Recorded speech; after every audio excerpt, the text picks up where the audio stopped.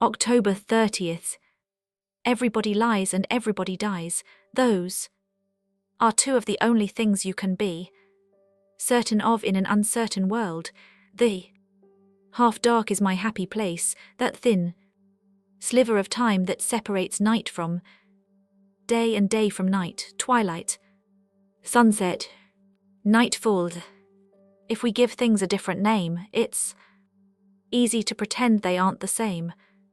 Like love and heartbreak, no joy lasts forever, no sorrow lasts forever either. And time is too precious to be wasted. So even though it is getting late and the sky is already dressing itself for dusk, I head out into the night and I run. The cool evening air slaps my face and stings my skin, and I see clouds of my own breath in front of me, but I like the cold almost as much as I like the dark. The smell of the sea floods my senses, and I can hear relentless waves crashing in the distance, getting louder. As I run closer, the next 60 minutes are mine. For the next hour I am not just the wife or a mother or a woman trying to find her way in an increasingly lost world. For the next hour I am just me. I leave my worries behind along with my phone, knowing that my problems will all still be waiting for me when I get home. I jog down the hill toward the village, my long blonde ponytail swinging from side to side as my trainers pound the pavement. I live for these moments of feeling young and free again. 30-some isn't old, but the milestone of a big birthday motivated me to make a few changes. Running was just one of them. I'm so grateful for everything that I have: my husband, our home, my health, our freedom, but sometimes I can't help wondering how things might have turned out if I'd made different choices when I was younger. Life is filled with sliding doors and dead ends, and I'm sure everyone wonders what if, from time to time, I run a little faster, as though I can escape the thoughts if I put enough distance between me and them. I'm good at running away from the world when real life gets too loud. The picturesque fishing village that recently became our home is small and quaint and quiet. Hope Falls is bordered by the Cornish coast on one side and wild moors on the other. Stepping into the village feels like stepping back in time, and I like living somewhere with so much history. Modern places rarely have a good story to tell, a bit like modern people. A network of narrow lanes and cobbled streets tightly packed with tiny terrace houses and quirky independent shops lead downhill to the seafront. Almost all the shops are closed, as are the cafes and restaurants at this time of year when the tourists retreat to the cities they came from. Former fishermen's cottages painted in pretty pastel shades line the harbour, but most of them are now holiday homes, so sit empty in the winter. The ghost town vibe might bother some people, but I like the peace and quiet. I find it calming.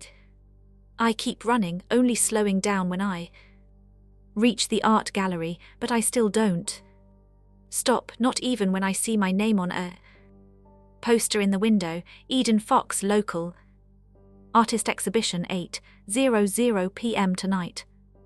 My first exhibition still feels like a dream come true, a dream I've had for so long, too long. That's what happens when you live someone else's dreams instead of your own. I got married young.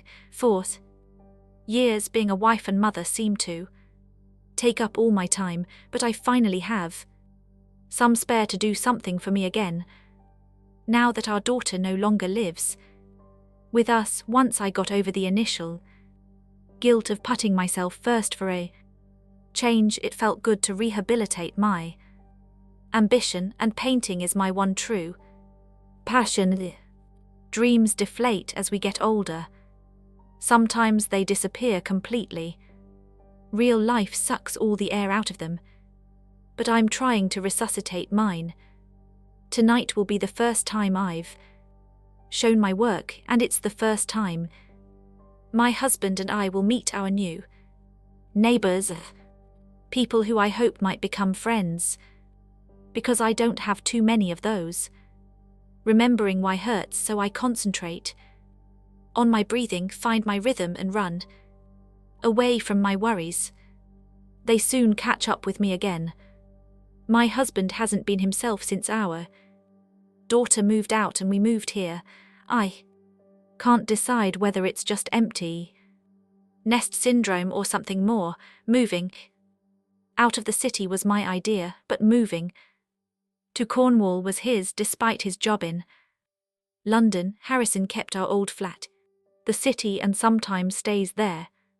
Instead of coming home to me, I don't mind. His work is important. I do mind that he secretly sees our daughter without me and thinks I don't know, but the two of them always had a closer bond, even though I'm the one who gave up their life to care for her and raise her because he was too busy. It's almost completely dark when I reach the scenic harbour, where I'm greeted by panoramic views of the ocean. The tall, black granite harbour walls have protected this village for over 200 years and will no doubt still be standing long after I'm gone, sturdy, strong, safe. These walls are all the things I am not but wish to be, and I touch the stone for good luck, even though I know there's no such thing. Lines of bobbing fishing boats decorate the waterfront. They're different colours now, shaded by shadows, and the night air is still and cool and quiet. By the time I turn onto the coast path, the last of the light has been swallowed by the horizon, and the only thing lighting the sea now is the reflection of a full moon, a shimmering silver path dancing on blackened waves. There is an infinite black blanket of sky-covered, star-shaped sequins, a whole universe of endless possibility and wonder, and it reminds me how small and insignificant we and our sometimes seemingly insurmountable problems are. I am painfully shy. The thought of meeting so many strangers at the gallery tonight, knowing that they'll all be silently judging me, not just my work, fills me with fear. Some people love a good party. Personally, I prefer a good book. I spent years alone at home taking care of our daughter. Things might have been different if she was normal, but she needed me 24/7, and as a result I'm out of practice when it comes to social situations. I rarely leave the house at all these days except to run. Harrison is the opposite. He's always known how to charm strangers and make them fall in love with him, just like he did with me. I have never been a people person. I've spent a lifetime feeling as though I don't fit and don't belong, but I hope things might be different now that we have moved here. A brand new start for a brand new me. I run with the sea salt wind in my face and the soothing sound of the ocean in my ears, and propel myself along the steepest part of the coast path to the top of the hill, where there is a waterfall crashing and cascading down the cliff. Harrison and I shared a romantic picnic here recently to watch the sunset. He called it our special place, but the scenic spot that gave Hope Falls its name is also the place where many people give up hopes. The carefully positioned suicide hotline poster always dampens my mood. I guess sometimes hope fails. I continue on my circular route for a mile or so, then turn off the coast path, heading farther inland and onto the moor. I run to get away from it all, but always end up back where I started. The irony is not lost on me. Our house is just outside the village, all on its own at the top of a steep hill literally built into the cliffs. Overlooking Hope Falls, it was called Spyglass when we bought it, and the name suits the quirky building with its huge windows that look like eyes. The house has white, wonky, wave-like walls, and knowing it is our forever home makes me so happy. It's an emotion I haven't worn for a while, and I'm relieved it still fits. Hopefully the vintage black velvet dress I've chosen to wear later will still fit too. Spyglass was built in the 16th century. It was previously owned by a woman who had lived there for almost 100 years. It looked more like a museum than a home. When we first stepped inside, couldn't have been more different from our modern flat in London, and I could tell Harrison wasn't sure. The potential cost almost blinded him from the potential. But when I fall in love with something, I have to have it. Renovating is more my bag than his. My husband doesn't have the patience, but sometimes even the simplest of makeovers can transform a place or a person, making them almost unrecognizable. When I reach the front gate, I see that Harrison's midlife crisis car is in the driveway. I'm so happy that he is home from London on time for the exhibition that I run down the garden path, excited to see him. We've had more than our fair share of hard times and heartbreak over the years, but all of that is behind us now. Hope Falls is a fresh start for our marriage, not just for me, and I'm hoping he'll be proud of me tonight. Maybe look at me the way he used to when we were still just us. Who I used to be is always doing battle with who I want to be. The only thing I take with me when I run is my key to the front door. When I go to slot it in the lock, it doesn't seem to fit, so I try again. It still won't go in, and I don't understand. It's as though it's the wrong key or the wrong house, which isn't possible. This is the only property on this quiet country lane overlooking the village. I stare at the key, then at the door. The key is on keychain Harrison gave me the day we got the house. We shared a bottle of champagne in our special place by the waterfall, watching the sun set and the moon rise, and he handed me a beautiful gift box. Inside was the key to the house attached to a silver keychain with my name, Eden, surrounded by stars on the front, and the words "Love you" to the moon and back on the other side. I try to open the door again, and when the key still doesn't work, I tap the fox-shaped knocker 3 times. There must be some simple explanation.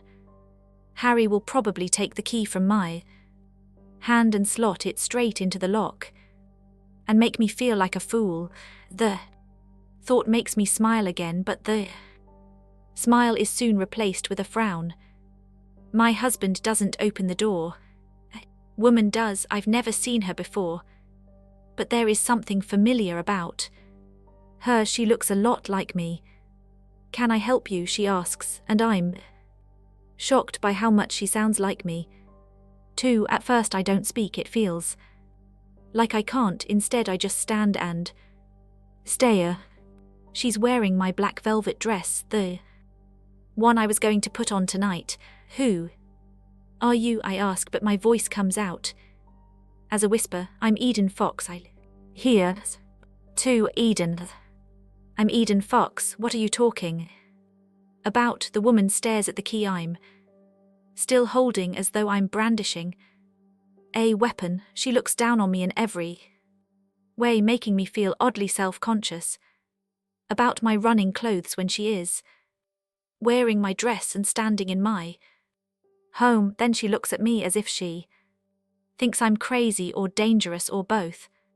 For a moment I wonder if I am, but I am Eden Fox, and this is my house. We might have only moved in a few weeks ago, but I barely left Spyglass since then. The previous owner lived here for almost 100 years. To say that the house was in a state of disrepair would be putting it politely, but things that get broken can often be fixed with a little love and hard work. Despite my husband's impressive salary as the CEO of a company in London, there still wasn't much spare cash after the move, so I did a lot of the work myself. I haven't forgotten ripping up carpets, sanding floors or painting the walls, all on my own. While Harrison was still in the city, I put my blood, sweat and soul into the place. This house is mine. I think you've made a mistake, says the woman, claiming it's hers and that she is me. She does look a bit like me. She's wearing my clothes. She even smells of my perfume. The woman starts to close the door and I feel off-kilter and strange, like when you know you're having a bad dream and try to wake yourself up, but this isn't a dream and I don't understand what is happening. I put my foot in the entrance, preventing her from closing the door, and she stares down at my running shoes. Her mouth forms a perfect O. She looks so shocked. I almost apologize. I don't know who you are, but this is my house. I insist. You're clearly confused. I moved here a few weeks ago, she says, sounding afraid, but she's lying. She didn't move here a few weeks ago. I did. A million thoughts race through my mind, but none of them make sense. I worry that this is some kind of elaborate identity theft, but there is very little of any value inside. Harrison has a well-paid job, but with the mortgage and our daughter's fees to pay, we're not cash rich. There is no logical reason for anyone to want to steal my name or my life or my things. We are just normal people living in a normal house, leading normal lives. I wish I hadn't left my phone behind on the kitchen counter. At least then I'd be able to call someone, though I'm not sure who. I study the woman's face, unnerved by how similar we look. Her long blonde hair is even styled the same way as mine. Her skin is painted with the same minimal makeup, and I know that's my dress. It was from a tiny little boutique in London, and I've had it for years, fixed it myself when it got torn at a party. I tend to make do and mend everything about my life. She really does look like me, a slightly older, more polished version of me, like the me I could have been if I cared more about what I looked like. If I've been able to spend the last 10 years only looking after myself instead of my family. The woman is clutching the front door, and I see something else I recognize on her hand. She's wearing my engagement and wedding rings. I always take them off when I run, never wanting to attract attention to myself when out running alone at night, stripping myself of anything valuable when I'm vulnerable because of a deep-rooted fear of having the things I love, things I worked so hard to get and to keep taken from me. I stare at my ring, my dress, my home, her face. Confusion transforms into rage and my fear twists into fury. What the is going on? I blurt out. She tries to close the door again. I've asked you to leave my property. It isn't your property, you crazy, I say, raising my voice. She suddenly looks terrified and stares over my shoulder as though there might be someone standing behind me in the darkness. I look too. There isn't, but when I turn to check, I see Harrison's car in the driveway.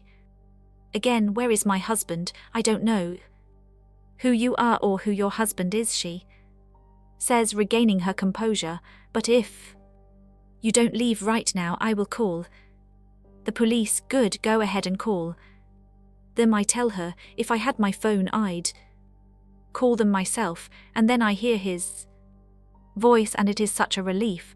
Is everything okay? Harrison says, hurrying down the hallway behind her and staring in my direction. He's still dressed in his suit from the office, the black Armani accompanied by a black shirt and tie. Despite being 10 years older than me, his well-groomed appearance and immaculate dress sense often make him seem younger than his years. Some men get more handsome with age, and my husband is one of them. He's my rock, my lover, my best friend. Whatever this is will be okay now that he is here, she answers before I can. This woman thinks she lives here. She tells him she's making all kinds of threats and won't take her foot out of the door. I expect him to demand to know who the hell she is and let me inside. But Harrison stands in our doorway, places a protective arm around a woman I've never seen before, then glares at me before speaking. This is our home. I don't know you. Please leave, he says. Then my husband slams the door in my face. 3 Edens. I never cared about what goes on behind closed doors until the door was mine. I stand and stare at it in disbelief. Then I pound my fist on the door.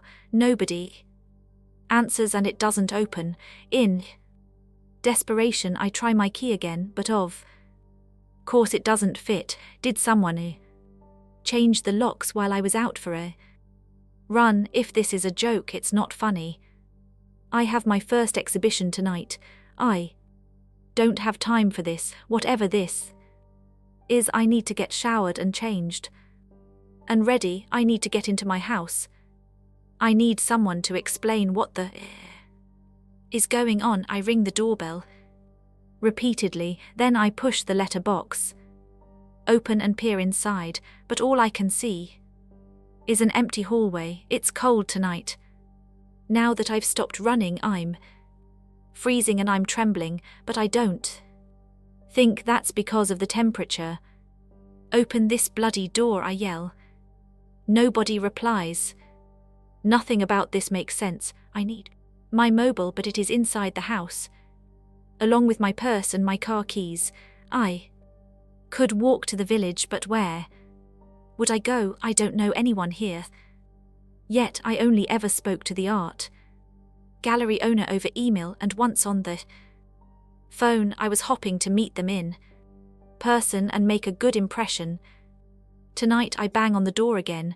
This time, when nobody answers, I walk around to the rear of the house. I try the back door, but it's locked, as are the windows. The closed curtains and blinds prevent me from seeing inside, but the lights are on. I know they're in there. I'm so cold and confused, and I can feel myself starting to crumble. This feels like a bad dream, but I can't seem to wake up. Tonight was important for me. For us. I don't know why Harrison would go along with something like this. And then the realization hits me. He wouldn't. At least not willingly. I make my way to the front of the house again and stop when I hear a car in the distance. We live on a lane with no name. At the top of the village, there's rarely any traffic, and I wonder if I flag down the driver whether they might be able to help me. But what would I tell them? What could I possibly say that wouldn't make me sound crazy? What I really need to do is contact the police. There is a small police station in Hope Falls, housed inside a former fisherman's cottage, but I doubted his staff 24 hours. This place isn't exactly a hotbed of crime. Harrison is clearly doing this against his will, which must mean that the woman is dangerous. If I have my phone, I dial 999, but without it running to the police station seems Like my next best option, I don't need. 2. The sound I heard was a police car.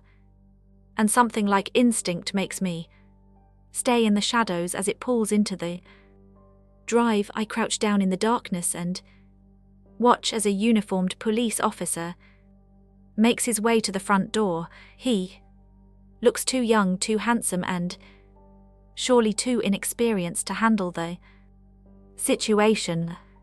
Like a child playing dress up, I wait and watch as Harrison opens the door. Then I listen to him lie. I'm sorry to have called you, but we didn't know what else to do. There was a woman banging on the door, insisting that she lives here. My husband explained to the police officer. She seemed confused and unstable. She threatened my wife. I'm his wife. I never knew my husband could lie like this. Hearing him do so makes me feel unsteady on my feet. The young officer nods his pretty head, runs his hand through his floppy hair, then scribbles something in his notebook.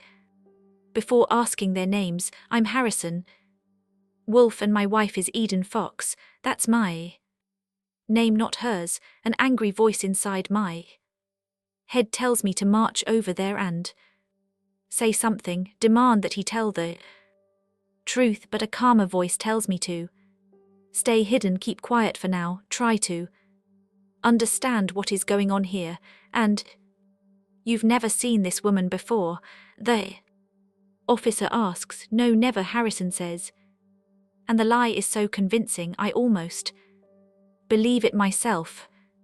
My wife and I only moved in a few weeks ago, and this area felt so safe until now. I assure you, Hope Falls is one of the safest places to live in the county.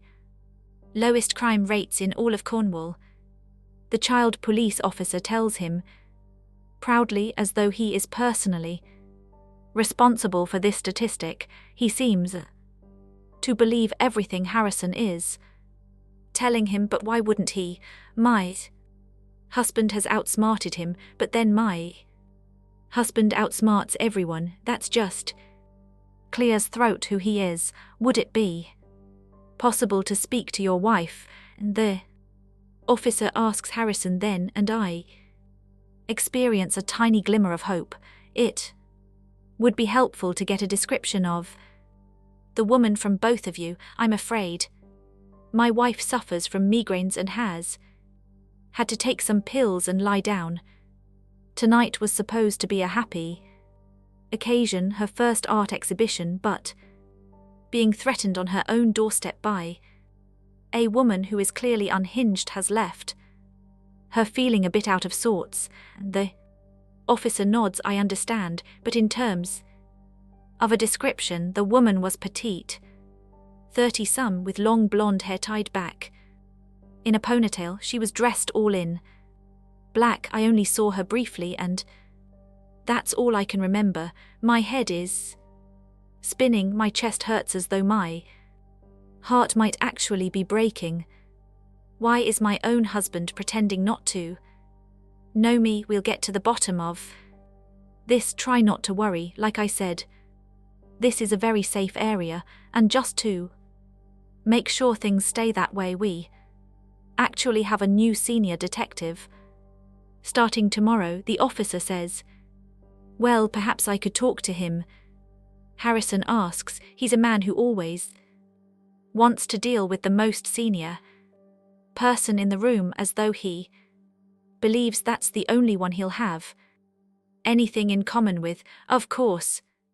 Until then, I'm Sergeant Carter, and my mobile number is on the back of this card if the woman comes back, or if you remember anything else in the meantime. There was something, Harrison says. This might sound strange, but she did look a little bit like my wife, like a younger version of her, and her voice, it was almost as though she was trying to imitate her. The officer frowns. Well, I'll check around the property, but I want to reassure you and your wife that Hope Falls is a safe place. I've lived here all my life, says the child police Officer, that said, maybe lock all your windows and doors. This sounds personal. To me, it sounds personal to me too. I feel like I have fallen down the rabbit hole to a world where I don't belong. A world where I don't exist. I stare at my husband standing in the doorway of our home and a police officer writing a description of me in his notebook, and I feel the panic take hold of my body and mind. I try to calm down, slow my breathing, but I can't seem to get enough air into my lungs. I stumble. A twig snaps beneath my feet, and they both look in my direction. I duck down, but the policeman reaches for his flashlight, and I know that the shadows won't hide me for long, so I do what I always do when real life gets too loud. I run for Birdie. 6 months earlier. Nobody wants to be themselves anymore. Everybody wants to be somebody else, including me. I wish I could be her. I lie on the cool metal bed wearing nothing except a flimsy hospital gown. I'm in a white room and I am alone. Again, like always, the fake friendly nurse made me remove my jewelry when I arrived, all of it. Taking off my rings made me feel even more naked, and my fingers feel too light. Without them, all of me feels weightless. In this moment, untethered to a reality that is too loud, and in my imagination, I float up to the ceiling and stare down at myself. I do not look like me or her. My long black hair, it wasn't always this color, looks untamed and wild, having been released from the braids I normally wear. My skin looks too pale, having been starved of sunlight for too long. The only familiar things about me are the tattoos stretching from the top of my right arm to my wrist. I trace the outline of the swallow on my right hand with my fingertips as though stroking a pet. Without my rings, my skinny fingers and short, neat nails remind me of my mother's hands instead, and for a moment I wish she was here with me. I'm 40 years old. My mother has been dead for most of my life, and yet I still miss her every day. Selfish, I tell myself it isn't really her that I miss, it's the idea of her, the concept of unconditional love, her for abandoning me the way she did. Some relationships are harder than others, but sometimes we use the word complicated to describe something that is surprisingly simple. The parent is always the parent, the child is always the child. Time and age shouldn't bend those rules, because things can get broken when they do. The sense of loss I still feel seems illogical. Can't lose something you never had, and there wasn't enough love to go around when I was a little girl. Besides, what happened was a lifetime ago. Another life, another time, another version of me. And our memories can make liars of us all. She'd hate my tattoos, she'd hate what I've done with my life. I often wonder if she was still alive, whether my mother might hate me. I loved her so much it still hurts. There is a clock on the wall and it ticks loudly, reminding me that my appointment was meant to start an hour ago. I hate hospitals. The only reason I'd ever set foot in one is if I was presented with symptoms and facts suggesting I might die if I didn't. The thought fuels my fear, which soon translates into anger, an emotion I am fluent in. First, they kept me waiting in the aptly named waiting room, now again here in this white-walled room. I hate it when people behave as though their time is more important than mine, as though I have all the bloody time in the world, when maybe I don't. I want to cry, but I won't. I want to leave, but I can't. I need to know what's wrong with me. Because I know that something is, so I stay and the clock ticks my time away. And I wait a while longer. The fake friendly nurse comes back into the room and smiles. She's pretty and young and inexplicably cheerful, and I do not like her. Her voice is too high pitched and she sounds like a mouse. I tell my face to smile back anyway, but I'm too terrified to function normally, so it doesn't listen. I can't do hospitals, I can't do this. I have an overwhelming urge to get up and get thee out of here. So sorry for the delay, she squeaks. Oh, no problem at all. I know how busy you must be. You insincere. The sound of my own voice out loud, instead of the one I'm more familiar with inside my head, surprises me. I sound like the polite and friendly person everyone thinks I am, the person they expect me to be. I suppose we're all actors on the stage of our own lives. Some of us are just better at it than others. I can smell the cigarettes on the nurse's breath. She's probably just been on an elongated smoking break. And I hate her for that too. I'd kill for a smoke right now, even though I gave up years ago. She starts wrapping a contraption around my arm to take my blood pressure, and I can feel it rising.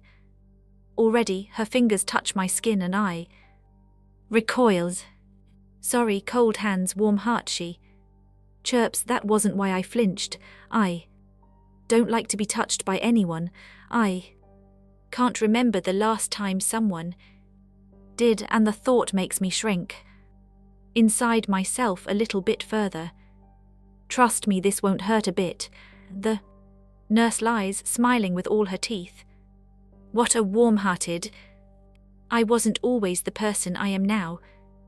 Life of crime has turned me into someone else. I suspect my heart is cold and hard and smaller than it used to be, and I don't trust anyone. When you have seen firsthand what people are really capable of doing to each other the way I have, it is only logical to never let anyone ever get too close. Not a lot of people could do what I do for a living, or see what I have seen, or feel what I have felt. My job is easier when I feel nothing at all. Self-preservation meant flicking off my feelings the way you might flick off a light, and I learned to see in the dark. There are things I've done because of my job that still keep me awake at night, but I'm good at what I do. Sometimes I think it might be the only thing I'm good at. Try not to look so worried, the nurse says, and I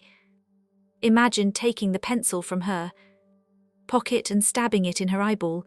I wish she'd stop talking and get on with it. The MRI machine looks and sounds scarier than it is, she adds, pushing buttons on the enormous contraption. I'll shortly be inside. I am not used to people speaking to me as though I were a child. Nobody ever has, even when I was a child. Before she died, my mother often said that I was born old. I wonder if that means I might die young. Stop. It is 40 considered young, isn't it? I tried to shake the negative thoughts from my mind, but they linger and join all the others. Fear can kill a person far faster than anything real, so I try to ignore it. If only I'd ignored the damn letter from my GP inviting me for a routine health check when I turned 40, I'd still be none the wiser, and none of this would be happening. That's a lie. I knew I was ill, but I thought it was just my body reacting to grief. Grief is the grim reaper of hope, and without hope we are nothing. Blood tests resulted in more blood tests. A CT scan followed. Then there was the call from the doctor, which I have replayed in my mind so many times since. Is this a convenient time to talk? She asked a few weeks ago. Answer was no, but it was never going to be yes, so told her to tell me. I'm afraid the CT scan revealed some sinister-looking shadows, she said, and then there was a pause. I didn't know what to say, so I said, nothing. Life has taught me that the whole world is full of sinister-looking shadows, and people are almost always responsible for causing them. I had sinister-looking shadows beneath my eyes. As a result of lack of sleep, I thought it might not be as bad as it sounded. We are putting you on the cancer pathway, she added, interrupting my thoughts. That didn't sound good. We'll need to do some more tests, an MRI and some biopsies. That didn't sound good either. Then she put me on a waiting list, and the waiting began to find out how bad the bad thing might be. Thinking about the last few months of appointments and anxiety and endless waiting makes my heart beat faster. It feels like someone is pushing down on my chest, and I can't remember how to breathe. I try to get grip, but my fingers have bowled themselves into fists and are clinging to the bottom of my hospital gown. I have an overwhelming urge to get off the bed and run right out of here, but then I still won't know what is wrong with me, or if I can be fixed. How much longer is this going to take? We just need to go through a few more questions before we start, the nurse says, as though reading my mind. She stares down at me and then at the clipboard in her hand. Can you tell me your full name again? She asks. Olivia Bird. That's a pretty name. Thank you, but I didn't choose it. She pulls a face that suggests I said something wrong, and I want to say something right, to cancel it out, to try and make her like me. I could tell her that my friends call me Birdie, but that would be a lie. I don't have any friends. Any chance you could be pregnant? She asks. Not unless it's an immaculate conception. No, and you've chosen not to have a sedative, is that right? I nod, just to remind you that if you change your mind once you're inside the machine, but people often do, we can still sedate you, but you won't be able to drive yourself home, and you need someone to stay with you and monitor you for 24 hours. I'm fine without, thank you. I would very much like a sedative, but I don't have anyone who could take me home and stay with me. Nobody even knows I'm here. My scooter is parked outside. Okie dokie, we're all set, ready, the nurse asks. She touches my shoulder and I know she's just trying to be kind, but I flinch again, lie back and try to relax. Think of it as a day off work. What do you do? None of your business. Admin mostly, I tell her. It's not a complete lie. She looks sufficiently bored by my answer, and I'm glad. I never tell people what I do for a living, aside from the obvious reasons. I'm not sure why. I guess if people know what I do, it makes them look at me differently, and I'd rather they didn't look at me at all. I just need to double check that you've removed all your jewelry, the nurse asks before pressing the button that will slide me inside a giant magnet. I nod again, but she looks down at my hands as though I might be lying, checking for a wedding ring I might have forgotten to take off. There's no need. That's the only finger I never wear a ring on. I'm going to leave the room now, but there's an intercom and a camera inside the scanner, so I'll be able to see you and talk to you at all times. Just when I thought things couldn't get any bloody worse. I wonder how many times she says this. I wonder how many patients have already been through this today, and whether she remembers any of them once her shift is over. People who pretend to care are even worse than those who don't. It's like she's just reeling off A script she's had to repeat 1,000 times before. Once you're inside, it's going to feel a little cozy, she says. Even though nothing about this situation feels cozy to me, and it's going to get a bit loud, so I'm just going to pop these earplugs in for you. Thank you. You and all who sail in you. The nurse presses a button and the motorized metal bed I'm lying on starts to move. Backward, the MRI machine swallows me head first until I am deep inside it. And she was right, it is loud. My ringless fingers ball into fists again, and I hold my breath while the machine scans my body. You're doing really well, Olivia, says the voice on the intercom. You okay in there? No, yes, I lie good. Only 20 minutes to go.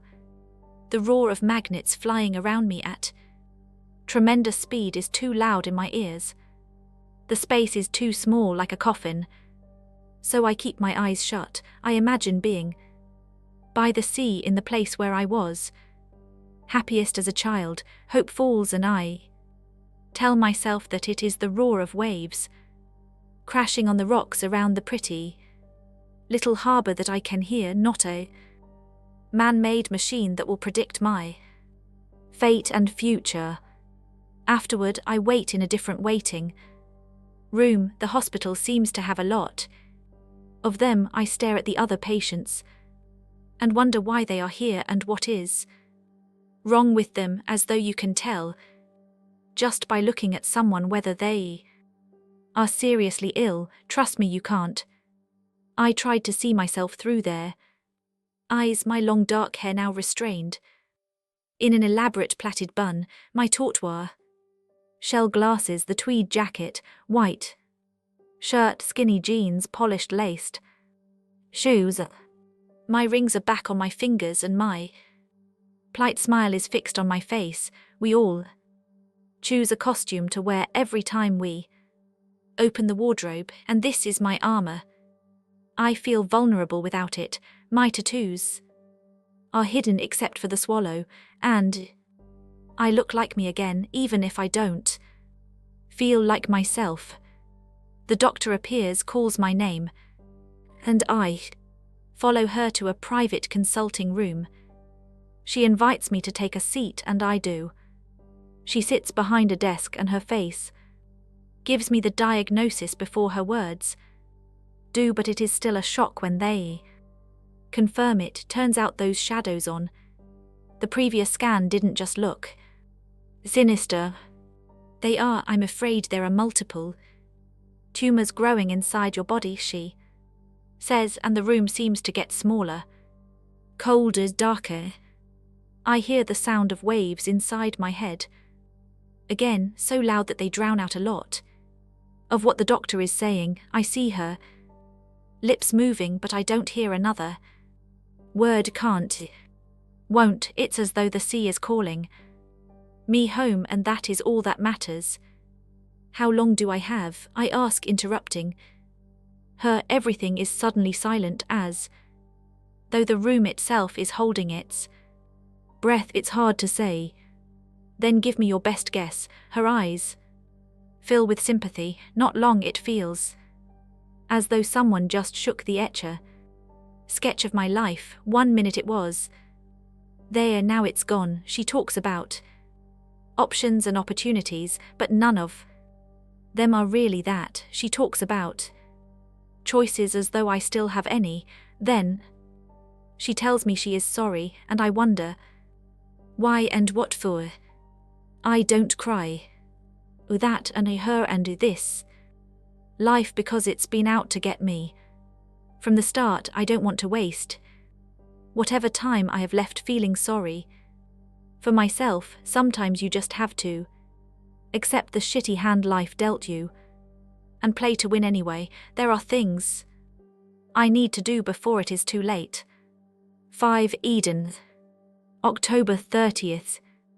I hide in the shadows until the police officer leaves, trying to understand the situation I am in, my eyes fixed on the door of the house that was supposed to be our forever home, trying to run only. Drew more attention to myself, so I hid. Stayed perfectly still and held my breath. Running from something dangerous can make it even more determined to chase you. Moving to Hope Falls was meant to be a dream come true, but now it feels like a nightmare. How can my husband pretend not to know who I am? Who is the woman in my house claiming to be me? Why are they doing this? It's pitch black and bitterly cold. Now I've been crouching in the same spot for a long time, and all of me hurts. The freezing air nips at my skin. My teeth chatter and my body shivers. But I stay where I am, watching, waiting, not knowing what else to do. If I had my phone, I could call someone, but I left it on the kitchen counter. Like I always do before my run, I have no phone, no money, no ID. Everything I own is inside the house. I need to think, but I'm so cold it physically hurts. Who would I call if I could? And what would I tell them? I've never been good at making friends or holding on to them, and finders doesn't always mean keepers when it comes to friendships. My husband has friends in London, people he works with, mostly people I have little or nothing in common with, and although I force my face to smile on the rare occasions I get dragged along to see them, his friends are not my friends. I'm just the wife. The front door of spyglass opens and I see them. First Harrison, then her. I watch with fascination and bewilderment as they walk towards his Porsche. He opens the car door for her, something he never does for me before, climbing into the driver's seat and turning on the engine. I don't know what to do. I consider throwing myself in front of the car, but it seems a bit dramatic, and before I know it, they have driven away. Where are they going? I run again, chasing after the car from a distance, but I can't keep up. I retrace my steps back down the hill towards the village, retracing my thoughts at the same time, trying to make sense of something that simply doesn't make any. I stop to catch my breath when I reach the harbour. I'm doubled over with exhaustion and fear, hugging myself for comfort and warmth, feeling like I might be sick. The black water mirrors the sky and is perfectly still, reflecting the moon, and Hope Falls is eerily quiet tonight. I look around me, but everywhere is closed. The bars and restaurants don't open until the tourists come back. Even the local pub, the Smuggler's Inn, always looks empty. I haven't met anyone here yet. I only spoke to the owner of the art gallery on the phone, but maybe she can help me. I start to walk in that direction, not knowing where else to go. Even from a distance, I can see that the gallery is full of people. Their chatter and laughter spill out onto the cobbled street through the open doors and windows, and I'm so angry that tonight has not gone according to plan. This exhibition meant so much to me. I wonder if there might be a way to salvage the situation, but I don't know how to explain what has happened or my appearance without sounding completely mad. Turning up in my running gear wasn't the first impression I was hopping for, but maybe there is still a way for the exhibition to go ahead. I could find the gallery owner and explain that I got locked out of my house while out on a run. That's not a lie. The loud babble of conversation from inside the gallery stops abruptly just before I reach the entrance. The place is filled to the rafters with people I've never met, and the turnout is much bigger than I expected. I stay outside on the cobbled street, take a breath and try to calm my breathing. I was right to be nervous about tonight. but wrong about why. I hear the sound of glass clinking to signal the start of a speech, and when I stare inside through the gallery window, I see that someone is about to give one. It's her. The woman who was at my house earlier is standing in the middle of the gallery, wearing my black velvet dress. I can see her more clearly now under the bright lights. I'd say she's around 40, a good 10 years older than me, and clearly far more confident. Her long blonde hair has been perfectly styled into loose waves, framing her face, and her lips are painted a shade of red I would never dare wear. She's holding a glass of champagne in one hand and my husband's hand in the other, and everyone's, including me, is staring at her. Without further ado, it is my great pleasure to introduce you all to the very lovely and very talented Eden Fox, says another woman I do not recognize. She's talking about me, but she's looking at her. They all are, and I feel as though I have been sucker punched when the woman, pretending to be me, starts to speak. When Harrison and I moved to Hope Falls, I knew it was going to be a very special place for our family. Thank you for making us feel so welcome these past few weeks, and for this, my first ever art exhibition. As you can probably tell from my work, I am obsessed with the sea. I'm so grateful to the Saltwater Gallery, to all of you for coming tonight, and last but never least to my Harry for encouraging me to paint again, and for being the best husband in the world. Cheers to you all. I hope you have a wonderful evening, and please buy my work. What the actual... The packed gallery erupts into spontaneous applause and laughter, and it feels like they are all laughing at me, because this has to be a joke. Harrison is smiling at her. He looks so proud.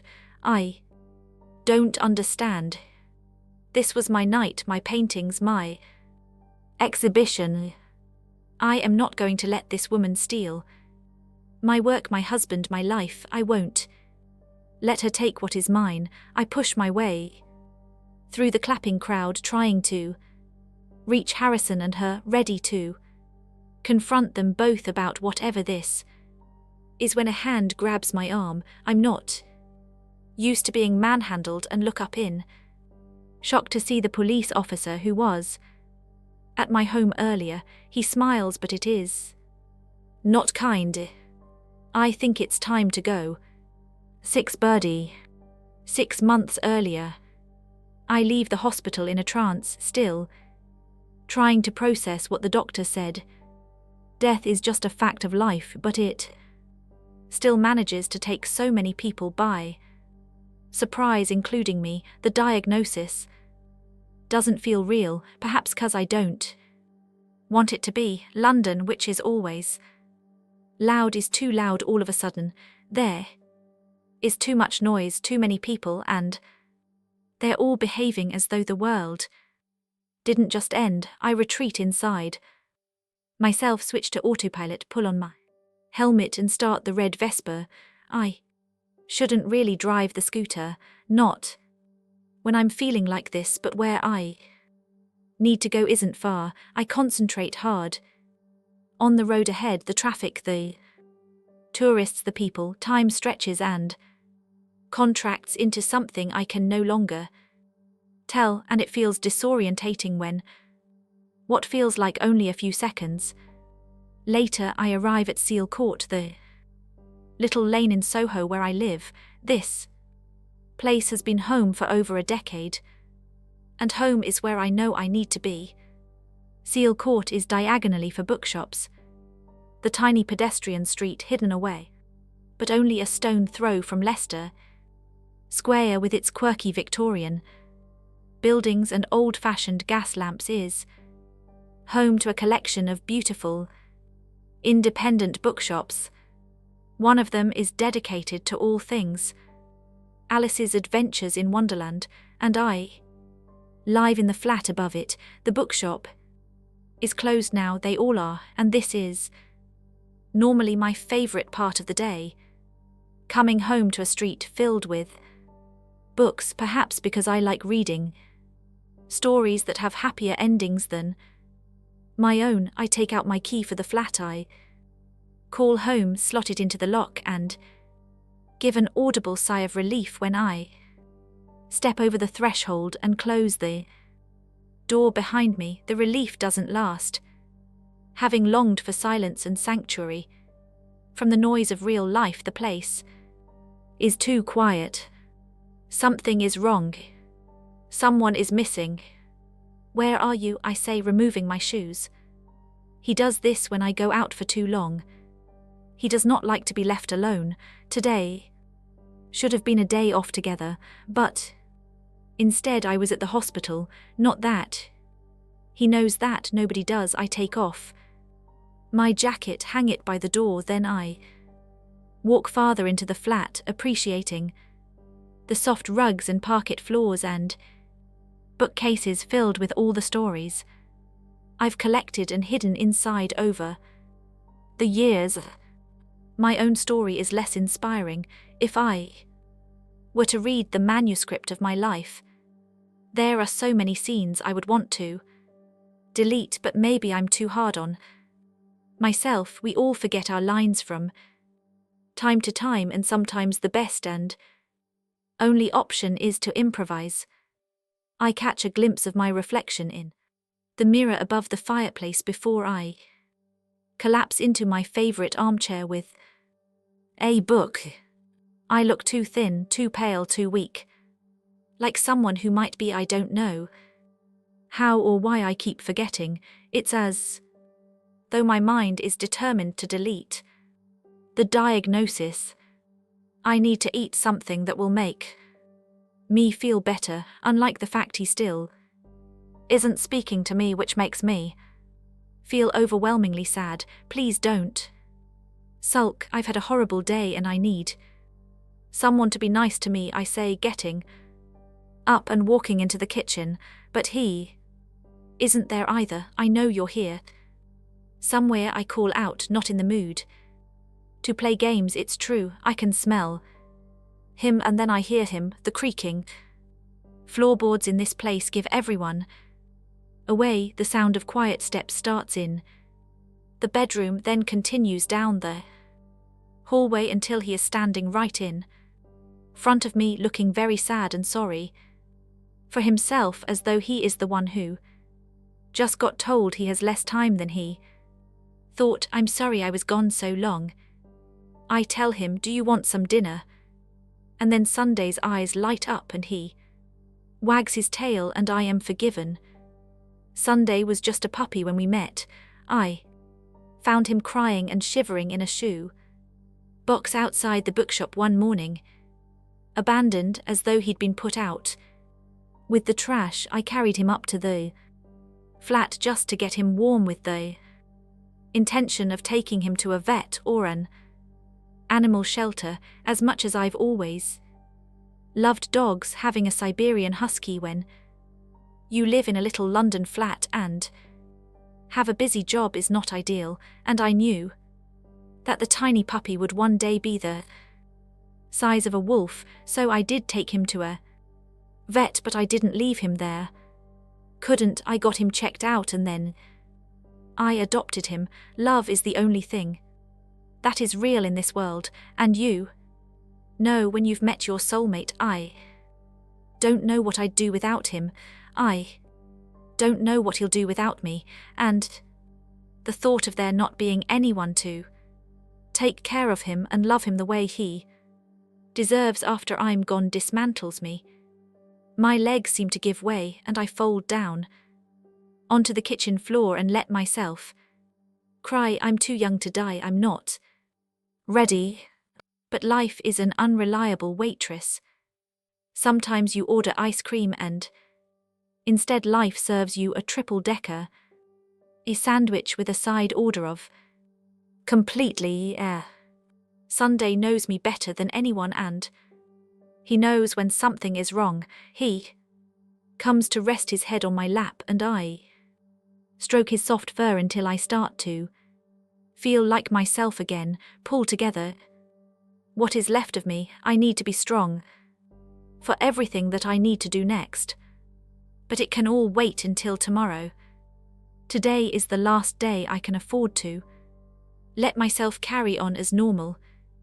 Then I'll need to see her, even if it's the hardest thing I'll ever do, and despite all the years I've avoided it.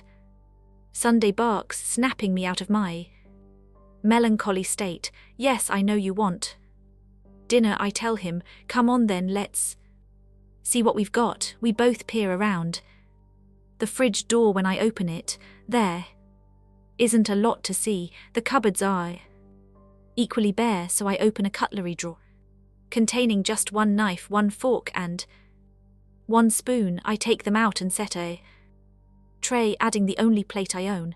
I've never felt it necessary to buy more. There is only one of me, and I never have. Guests' takeaway it is, cheeseburger and fries for me and chicken nuggets for you. Sunday barks and wags his tail. An hour later, we are sitting side by side on the sofa after a satisfying feast. We're about to watch The Shining, my favorite film, when there is a knock on the door. I pause the film just as Jack Nicholson's car is driving along a winding road through the forest. I am especially fond of the music at the start, an adaptation of a medieval hymn for the dead called Day of Wrath, so interrupting it rather spoils the mood and puts me in a worse one. Who the is that? I say beneath my breath, hitting pause on the remote. Nobody should be knocking on my door at this time of night. I haven't invited anyone.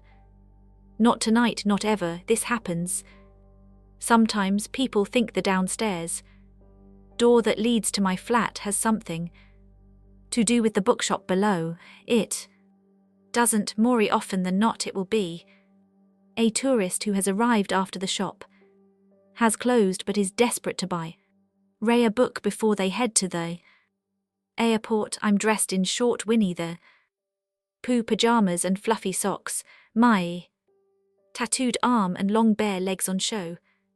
Not suitable attire for talking to strangers. I'm comfortable on the sofa.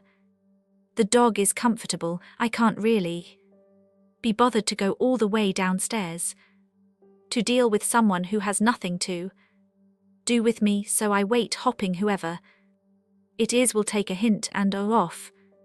They knock again. I get up and stomp along the hallway and down the stairs, flinging open the door, ready to take my bad day out on whoever has dared to interrupt it. The bookshop is closed. I say, my words filled with irritation.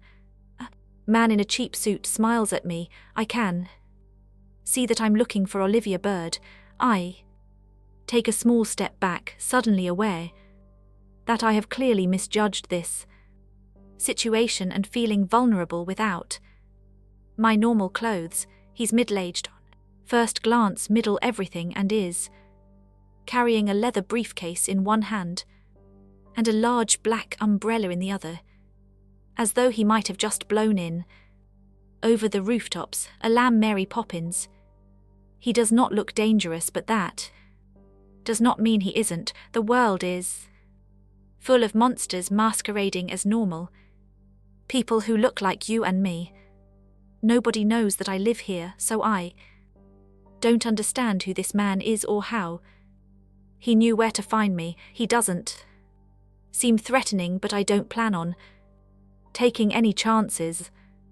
I whistle a high note followed by a low note, and within seconds Sunday is by my side. I'm sorry to interrupt your evening, the man says, looking a little wary of the large white wolf-like creature now staring at him. But are you Olivia Bird? Who wants to know if you are the Olivia Bird I've been looking for? Then I'm sorry to inform you that a family member has died. I don't have any family. Your grandmother passed away few weeks ago, and I am the solicitor she appointed to look after her affairs.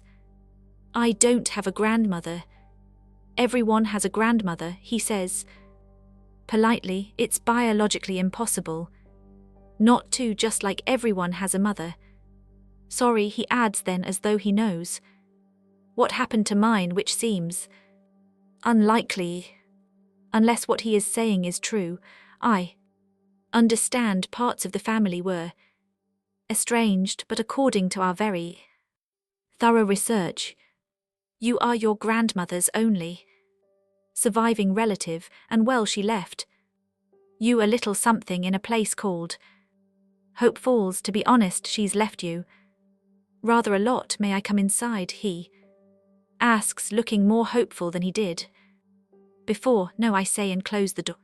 His face, because I know he's lying. 7 Eden, October 30th. I'm telling you the truth, I say to the young police officer who marched me out of the art gallery and down to the old fisherman's cottage that serves as the station in Hope Falls. Sergeant Carter, as he introduced himself, looks like he could have been a mediocre film star had he chosen a different path in life. His floppy hair has a habit of falling over his big brown eyes, and his good looks are just as distracting.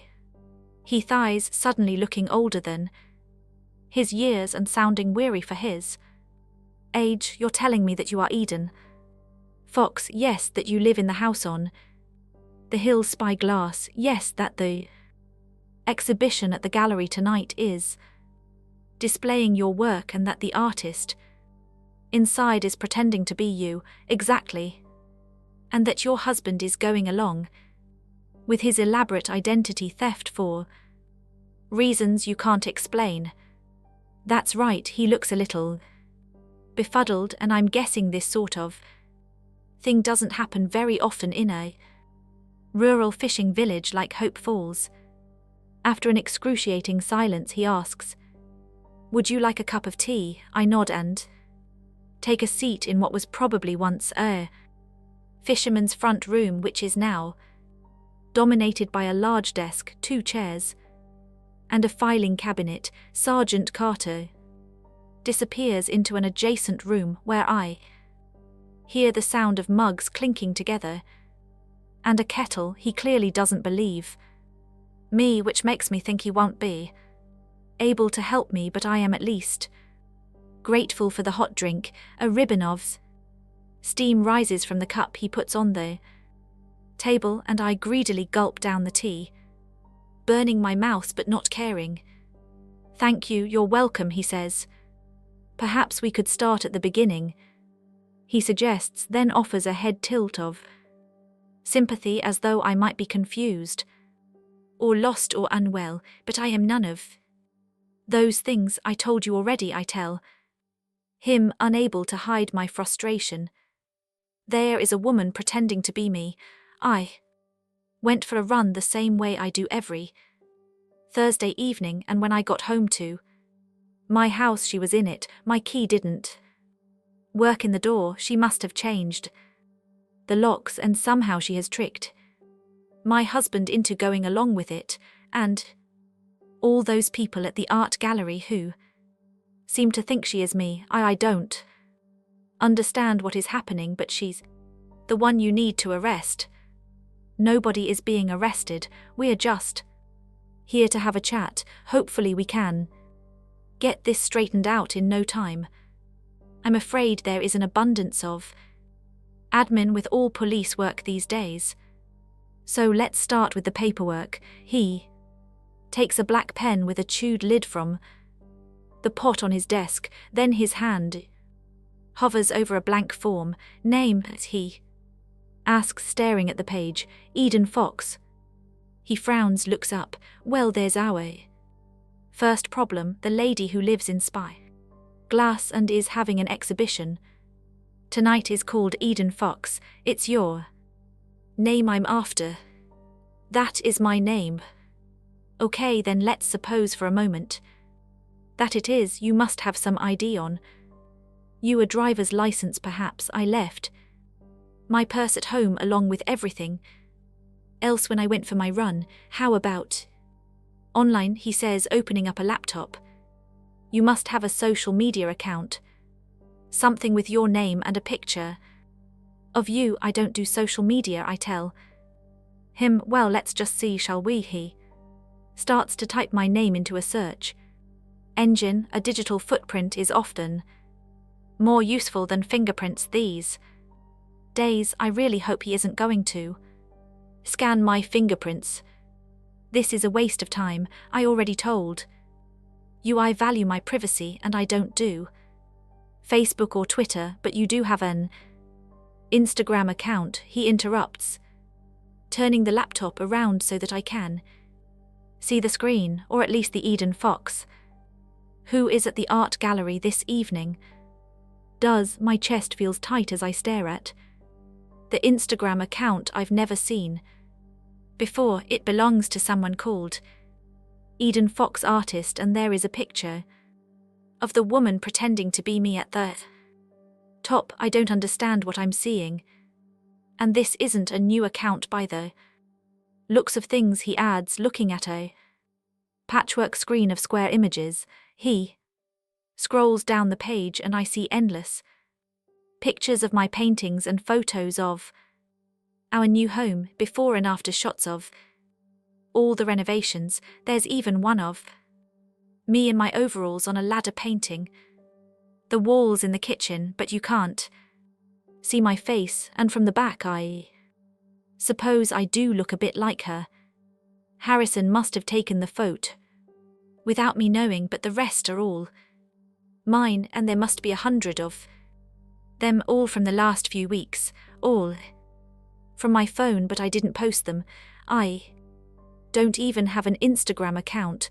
I don't understand. Looks pretty definitive to me. These are pictures of her work, her home, her life. I have no reason to think that Eden Fox isn't who she claims to be, he says. You, on the other hand, those are pictures of my work, my home, taken on my phone, but you can't show me your phone because you're saying that you didn't share these pictures online. No, she must have, he sigh. Why would she do that? How would she? These pictures have been posted over several weeks. There's even a picture of her husband, my husband. The head tilt of sympathy is replaced with a look of irritation.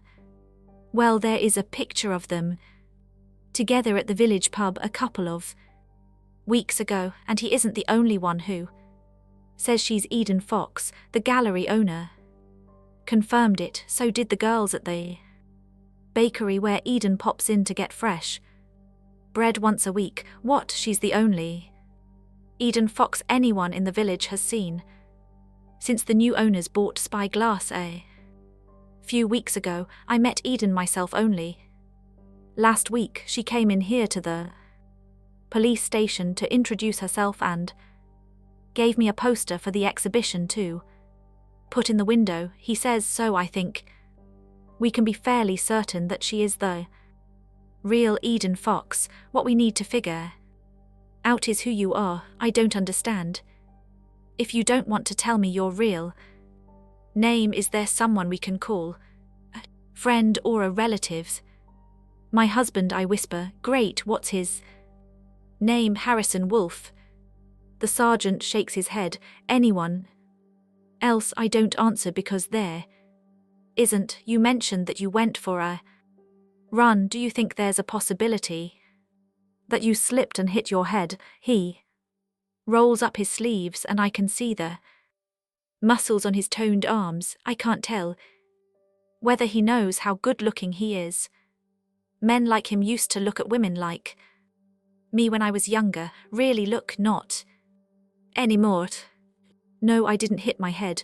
I tell him I know this sounds crazy, but I'm telling you the truth. I believe that you believe that, but you need to understand that you can't go around pretending to be someone that you're not, threatening people, trying to break into houses. I Frown and feel my cheeks burn. Hope Falls has almost zero crime and I plan to keep it that way, which means I can't let you leave until we get this sorted. So is there anyone else you can think of to call, someone who can help verify who you are? No, then I have no option but to drive you to Falmouth, where they have a bigger station with better facilities and more staff. They'll keep you overnight. What? No, wait, you can't lock me up. I haven't done anything wrong. Sorry, this is way above my pay grade. Please, I don't know why any of this is happening. I'm not a bad person. Then tell me someone I can call, someone who can back up your story. Any contact details for people I know are in my phone. The only numbers I know off by heart are my husband's and Gabriella, my daughter. Okay, good, now we might be getting somewhere. How old is she? 18, great, want to call her now. I don't have my phone. Use mine, he says, offering me his mobile. I can't. He looks as though he's completely out of patience. Why not? She won't talk to me. 8. Birdie. 6 months earlier. I try to avoid talking to strangers and never let outsiders into my home, so I ask the man on my doorstep to wait there while I put on some clothes, then suggest we talk in the pub on the corner of my street. Some private conversations are best had in public. It's safer that way. He claims to be a solicitor, but the man looks like a saggy boob dressed in a suit and I don't trust him. That said, I don't trust anyone. I quietly explain what I do for a living and promise that if this is some sort of trick I will end him. He looks scared when I say that. People often are when they find out what I do, and he is quick to show me his ID and some paperwork. A big part of my job is knowing when someone is lying, but despite everything, I thought I knew this strange little man is telling the truth. Turns out I had a grandmother I didn't know about, and she has left me a house in her will. Sometimes what we don't know can teach us more than what we do. I get a non-alcoholic cocktail from the bar and make myself listen while the solicitor sips a ginger beer and tells a story about me that includes a few missing chapters. Hope Falls used to be home long time ago. I knew that already. It's where we lived when I was a little girl. Is where my mother died when I was 10 years old, and I have never been back since. What I didn't know is I had a grandmother living in the same village, and what I want to know now is why I was sent into care at the age of 10 and forced to endure a series of foster homes when it turns out I still had family. Finding this out now when I have spent my whole life feeling so alone is nothing less than devastating. Your grandmother and mother were arranged, the solicitor says in a matter-of-fact tone. He does not say why. I didn't know my grandmother, but I knew Mom, and I can't help thinking that she must have had a good reason for cutting her own mother out of her life. Home isn't always where the heart is. Sometimes home is where the hurt lives. When I think about my childhood before Mom died, and I make a conscious effort to rarely do so, I remember the sound of the sea outside my bedroom window in Hope Falls. The watery lullaby was the soundtrack of my dreams and my nightmares. She used to say that we were both mermaids and that one day we would return to a secret world beneath the waves where nobody could hurt us. Then she went there without me. The memory of the sea frequently wrapped around me like a blanket of comfort all these years later, and strange as it sounds, Even to me, it has often felt as though something about Hope Falls has always been calling me back, like an unfinished story you just have to know the ending, to the last page torn out of the book of me, lost, missing, incomplete. I named my dog Sunday because that's my favorite day and he is my favorite everything. The following morning, back in my flat, he sits on the bed and watches me while I get dressed, and I feel bad about leaving him again so soon. He's smart enough to know that the clothes I'm wearing mean I'm going out, and I can see him wondering if he's coming too. My wardrobe contains 10 white shirts, 5 identical pairs of jeans, 3 pairs of polished brogues, and a selection of very similar tweed jackets. I'm a creature of habit, as is my dog. I have always preferred dogs to people. Dogs are loyal and can be trusted. Humans are the Ouroboros of the world, going in circles, eating themselves, making the same mistakes over and over, in history as well as in our own puny, pointless lives. Humans may have evolved, but humanity has not. We do not learn, instead we self-destruct on repeat until oblivion, and we're too stupid to see it. My dog normally goes everywhere with me, but this is a journey I need to make on my own, so I leave Sunday downstairs in the bookshop. I've never been good at trusting people, but the booksellers always take excellent care of my dog. When I can't, booksellers are almost always the best variety of humans. I worry about the last-minute nature of it all. I am not a spontaneous person. I am someone who likes a plan, but I guess that sometimes life takes us on unexpected detours that we simply cannot plan for. I don't do cars, and Hope Falls is too far away for the scooter, so I head to Paddington Station and take a train. It isn't until I'm far away from London and my job and the life I've made for myself that I start to feel afraid. Away from my little flat above the bookshop, away from my dog, away from what the doctor told me yesterday, away from everything familiar, heading toward the unknown and a house called Spyglass, which apparently now belongs to me. The time passes surprisingly quickly. I'm lost in my own thoughts and regrets, and as the train hurtles through Blackmore National Park, things start to feel strangely familiar. The park is huge, over 50 square miles of open land dotted with sheep, craggy granite hills, hidden valleys, and waterfalls. Its beauty stretches far and wide in every direction, and I stare out of the train window trying to take it all in. Blackmore is also home to a handful of small, fairly isolated villages, and none of them are more remote than Hope Falls. The nearest train station is another town miles away. There's only one road in and one road out of Hope Falls, so when I get off the train I take a taxi, and by the time I finally arrive it is getting late. The harbour wall protects the village from the Atlantic Ocean on one side, and ancient manned borders it on the other. Blackmore cannot be built on, so the village is protected in lots of ways. People are harder to protect than places, I think. And then I wonder if that is true. The view of the sun setting over Hope Falls is breathtaking, and I'm hit by an unexpected wave of memories and a tsunami of emotions. This was where my mother abandoned me. I've been alone ever since, even when I wasn't.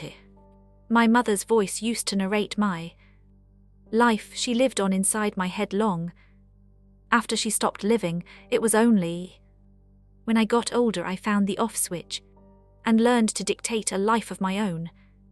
My views of parenting have changed over the years. These days I think part of a Parents' job is to figure out how to hurt you so that you can learn how to heal yourself.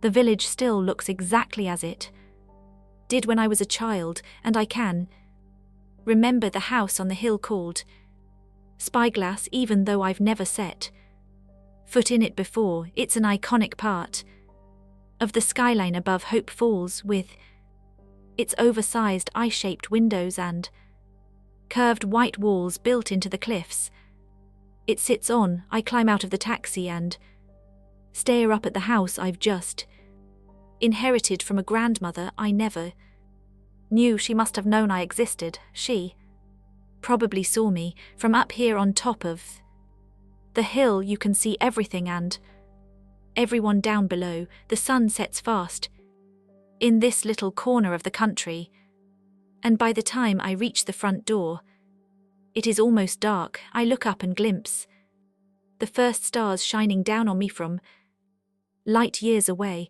A variety of time travel I find astonishing and comforting. At the same time, I've never visited any other place where you can see so much sky. It's beautiful. Spyglass is at the end of a lane with no name, high above and far from the other houses in the village. The way it has been built into the cliffs gives it a slightly unreal quality, and although it is still very striking up close, it looks a little tired and broken. But then I have always felt there is much beauty to be found in imperfection. Lavender bushes line the path that leads to a wooden front door with a shiny brass bird-shaped knocker. The sight of it stops me in my tracks, though I'm not sure why. It's beautiful. This place is so peaceful and still and quiet. The contrast to London is profound. There are no neighbours, no traffic, no one, and nothing at all other than the calming sound of the sea. In the distance, it's completely silent. I can't quite get my head around the idea of owning this place. I go to put the key the solicitor gave me in the lock, but then stop. For some reason it feels wrong, so I tentatively knock on the door, my fingers flinching at the touch of the cool brass bird, but nobody answers. The solicitor did say it was empty and that it was mine, but life has taught me that when something seems too good to be true, it almost always is. I have a world with myself and use the key he gave me. It fits and turns, and the door opens. I hover in the dark doorway, unsure what to expect, surprised because I feel scared and I don't know why. It is not a familiar feeling for me.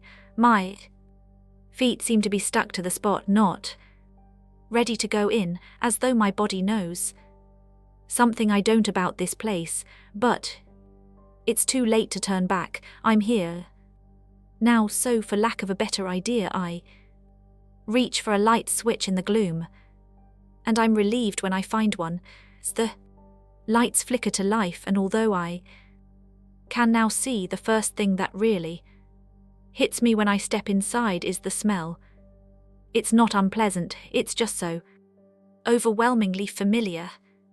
Even though I thought I'd never been here, I recognize the hallway and the staircase too, and I feel as though I've been pulled back in time or tumbled down the rabbit hole. I have been here before, even if I don't remember it.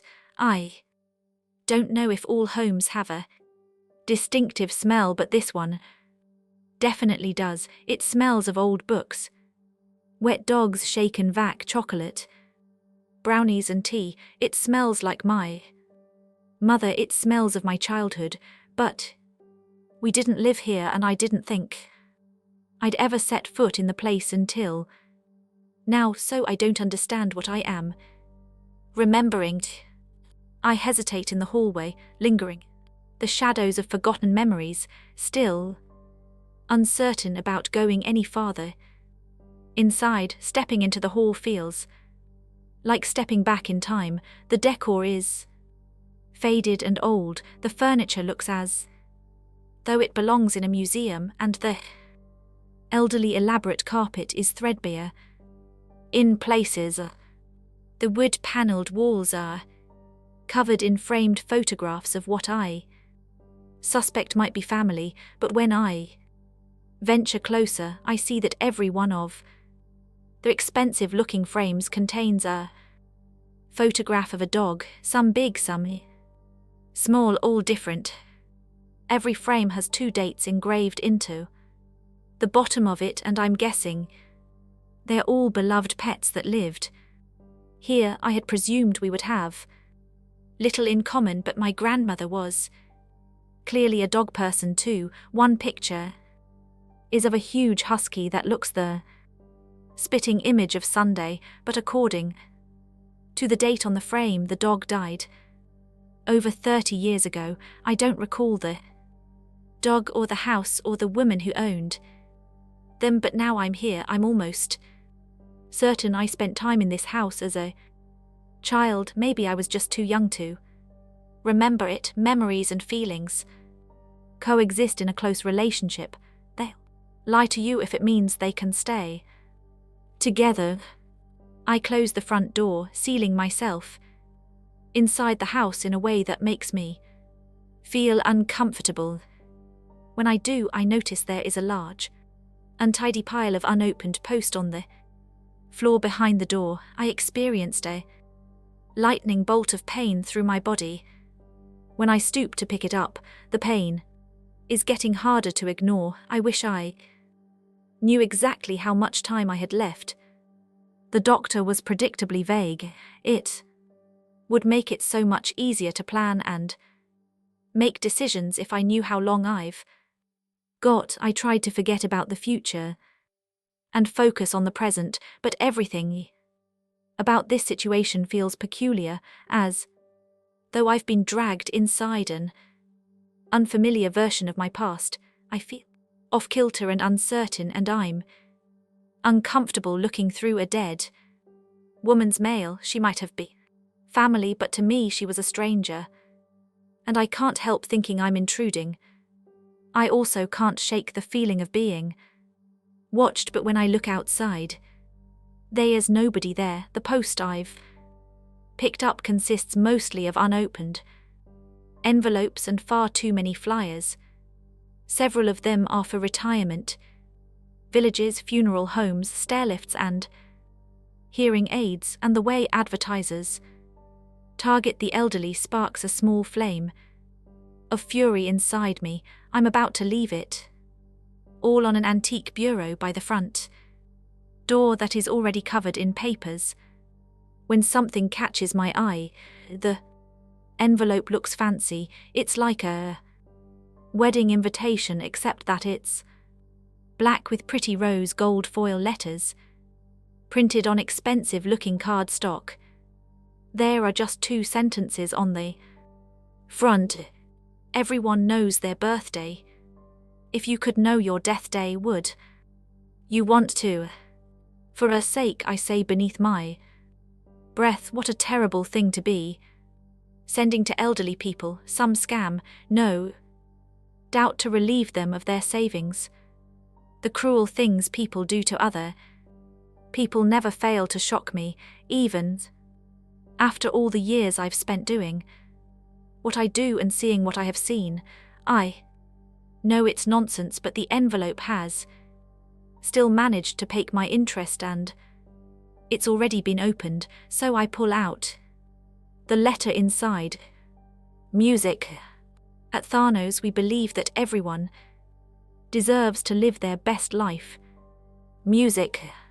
The only way to do that is to know how long you've got. Millions of people spend their lives saving for a future they'll never know. Millions of people pay music into pensions they'll never receive a penny of. Millions of people never music get to say goodbye to their loved ones. The world is full of people who put off living their music dreams because they've been fooled into thinking there will always be a tomorrow. Nobody needs to live or die that way. Music anymore. We can offer you the certainty to make the most of your time. Here at Thanu's, after years of tireless music research, our friendly team of scientists and doctors have discovered how to predict the date of your death. There are no scary medical tests involved, unlike most private health clinics. Music, there are no fees. We care about our clients and we keep anxiety to a minimum, so there is no waiting list. Music, we believe knowing your future is your right and that your time is precious.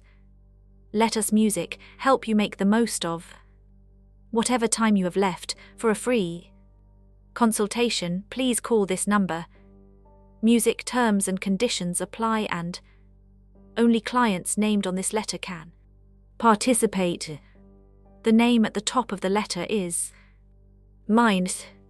9th, Eden, October 30th.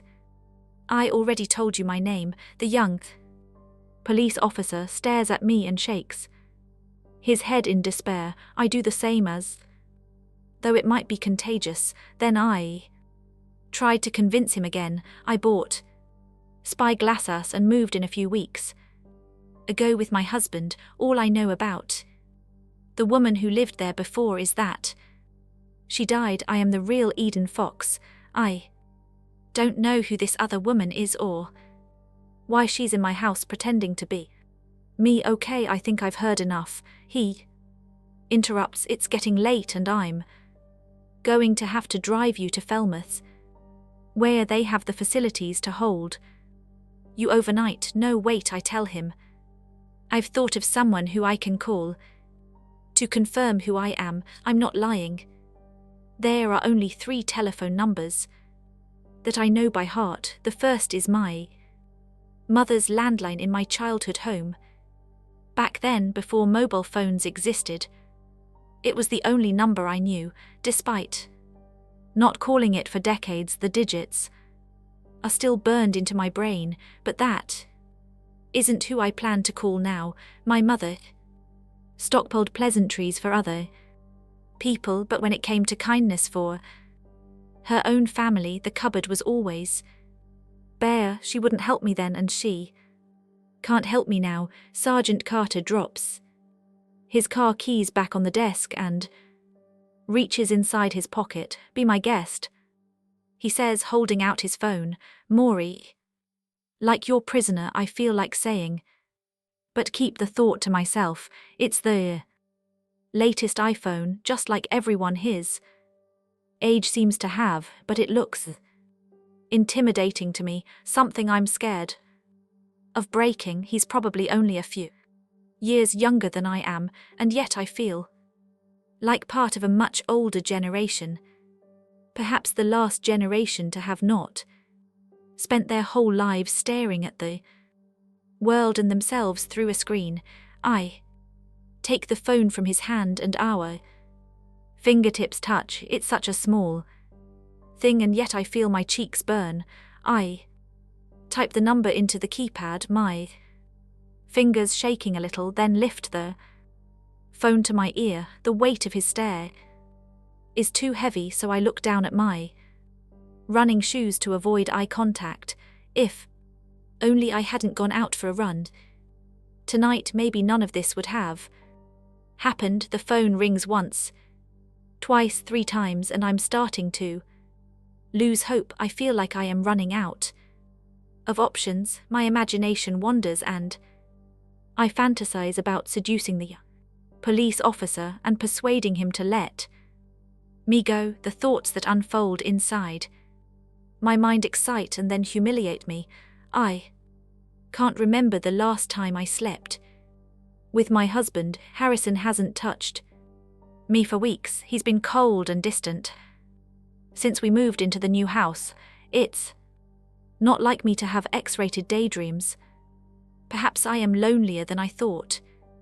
But I imagine Carter and me on this desk, the sound of his body pounding mine, flesh slapping flesh, and I wonder how it might feel to have a stranger inside me after so many years of Marriage, the fantasy turns me on so much I almost don't notice the phone has stopped ringing. The person I called has answered. They clearly already have the sergeant's number in their contacts because they think it is him calling, not me. Have you found her? Harrison asks. I can hear what sounds like a party in the background and I realize he must still be at the art exhibition.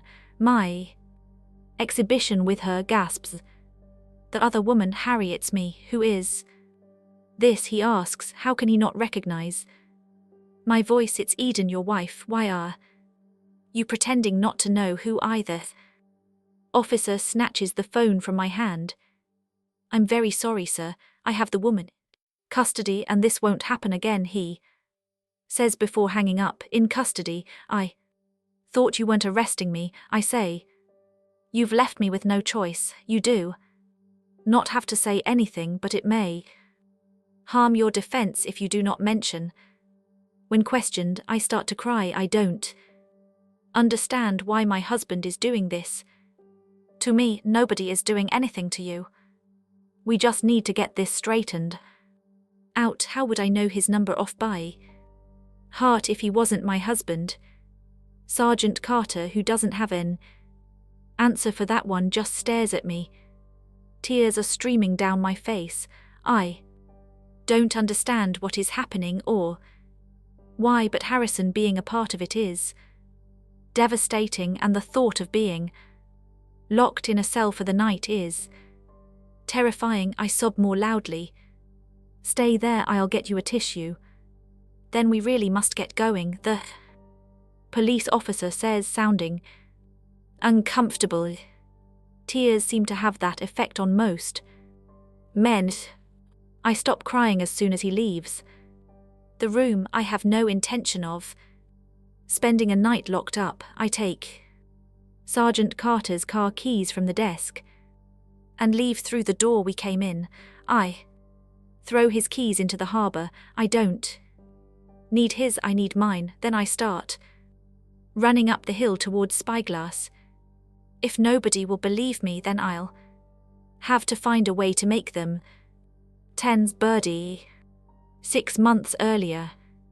I've made some bad choices in my life.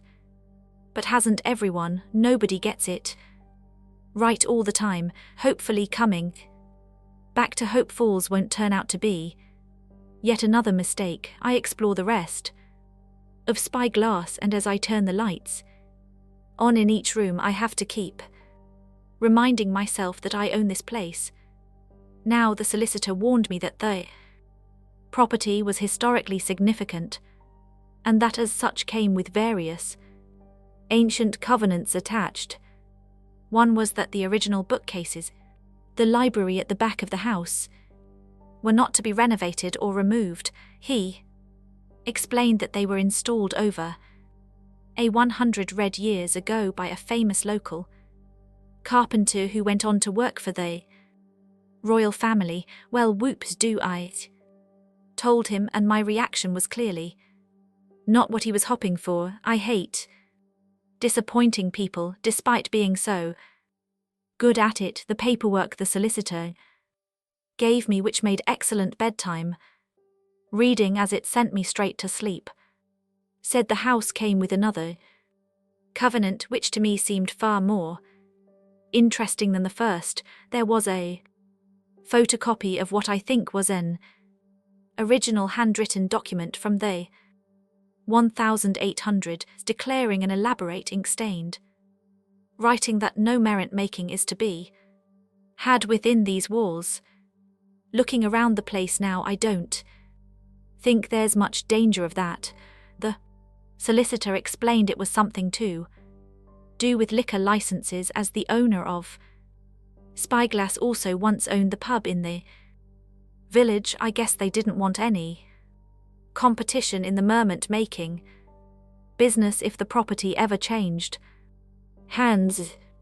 I find the little library at the back of the house, and although the bookcases are rather beautiful and crammed with books, having a preservation order attached to them seems a little Overkill, but what do I know? All I do know is that I've inherited this old house from a grandmother I thought I never knew, and yet each room fills me with an unfamiliar sense of nostalgia. I often feel as though I've lived lots of different lives in one lifetime. I had to grow up fast, and I've had to move on more often than I should, but I wish I could remember more about this place and the time I spent here as a child. The blue room is the one that conjures the loudest feeling of déjà vu. The formal sitting room has navy walls and a matching ceiling, decorated with painted gold stars. I remember this. There is a chandelier that looks far too big and grand for the house, and a huge stone fireplace. There is a single stocking hanging over it as though it were Christmas, even though it is not. I reach inside and find a small square jewelry box. When I open it, I see an enormous ruby ring so big it must surely be fake, or it would be worth a fortune. I slip it on my wedding finger, the only one without ring, and to my surprise it is a perfect fit. I stare at the blue velvet sofas on the other side of the room, knowing that I once sat on them, even if I don't know when or with who. There's an ancient TV built into a wooden cabinet on legs in the corner. Now that I see it, I think I remember watching cartoons on this old TV set as a child, a hazy memory of doing so. Sitting next to a dog on this blue rug seeps into my mind, but I'm not sure if it's real. I continue to look around, and I guess the library was too small for all my grandmother's books, because there are piles of them everywhere in this room too, stacked on shelves, leaning against walls, arranged in teetering piles in the middle of the floor. There must be hundreds of novels just in this one room. My mother always said books were the best company. It seems her mother felt the same way. I'm about to leave the room when something catches my eye, a framed photo on the mantelpiece above the fireplace. But unlike the photos I found in the hallway, this one isn't of a dog. It's me, maybe age 5 or 6, sitting on the lap of a gay-haired woman in this room. I guess that's her, my grandmother, but even when I pick up the picture for a closer look, I do not recognize her face. I wish I could remember something about this woman, who clearly played more of a role in my life than I knew, but I can't. Next to the photo is a stack of envelopes tied with string wedged between some dusty old novels. There must be over 30 envelopes here, and each one has my name written on the front in the most beautiful calligraphy. I trace the black ink with my fingertips, my rings reflecting the light of the ostentatious chandelier. I open one of the envelopes and find a Christmas card for me, to dearest Olivia, my favorite little birdie. Why won't you fly home?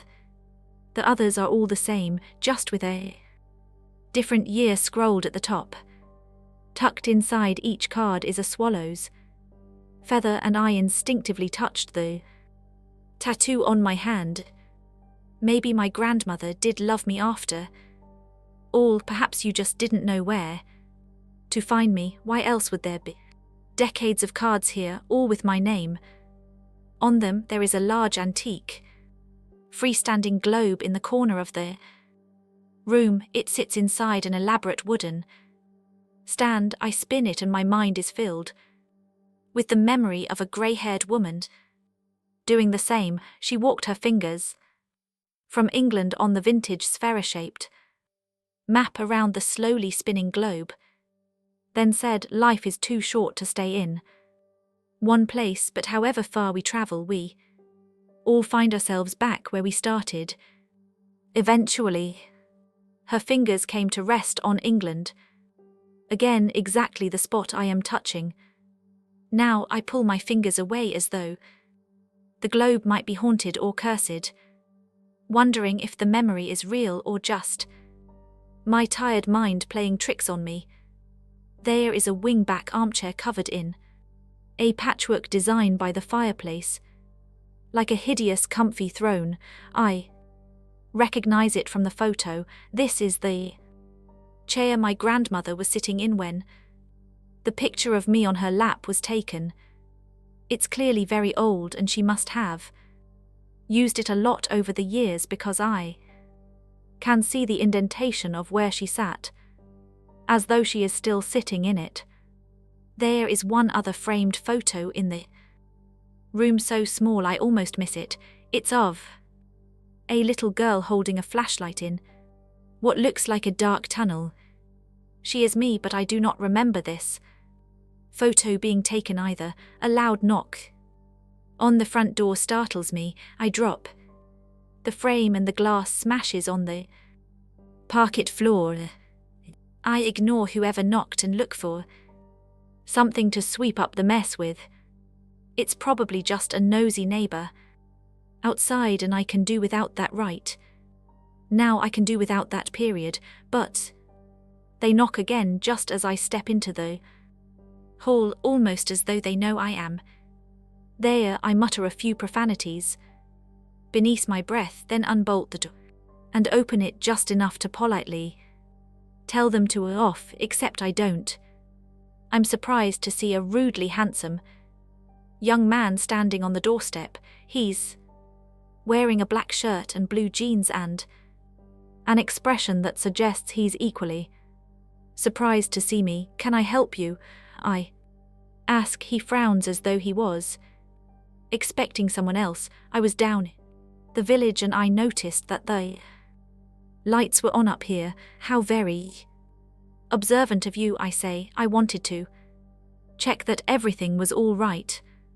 Fine, thank you, I tell him, already starting to close the door. He puts his hand on the door to stop me. "Can I ask what you're doing here?" "You could ask, but I'm not sure it's any of your business." He hesitates before speaking again, as though he can't quite make up his mind about me. He isn't the first and he won't be the last. "I'm sorry, I don't mean to intrude and I don't want to scare you." What a patronizing, as if I'd be scared of a little like him. "Do I need to call the police?" I ask. He smiles. "I am the police around here," he says with a baffling dose of pride. "That's why I came to check on the place. It's my night off, but I couldn't understand why the lights were on at Spy Glass when I knew nobody was home." I look him up and down and I believe him. He looks like a police officer, albeit a young one, too inexperienced to know what he's doing, too arrogant to know it. I'm not remotely intimidated by a boy playing detective. I've outsmarted people like him my whole life. I can already tell he falls into the category of oh so predictable. "Can I ask your name and what you're doing here?" he says, and I almost feel sorry for him. Almost. "I'm Olivia Bird," I tell him. But then his face folds into a frown and he shakes his head. "Olivia Bird is dead." 11 Edens. October 30th. I feel like something inside me has died. This morning I was looking forward to spending quality time with my husband and meeting some of the people who live in Hope Falls at my first exhibition. Now my whole life has turned upside down, and just to add to the chaos, I think I might have broken the law by throwing a policeman's car keys into the sea. I don't want him to drive me to the next town and have me locked up. I needed to slow him down. I have never been in trouble with the police, never been accused of any crime, but I'm so far out of my comfort zone I can't see my way back, so I do what I always do. And run up the hill and toward the house I know is mine. It's raining now and I'm soaked to the skin by the time I reach.